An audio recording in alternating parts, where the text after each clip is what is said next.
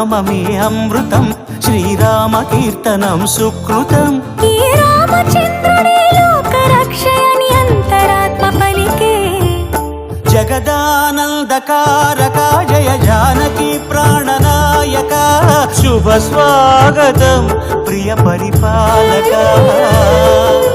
జగదానందకారక జయ జానకి ప్రాణనాయక, శుభ స్వాగతం ప్రియ పరిపాలక.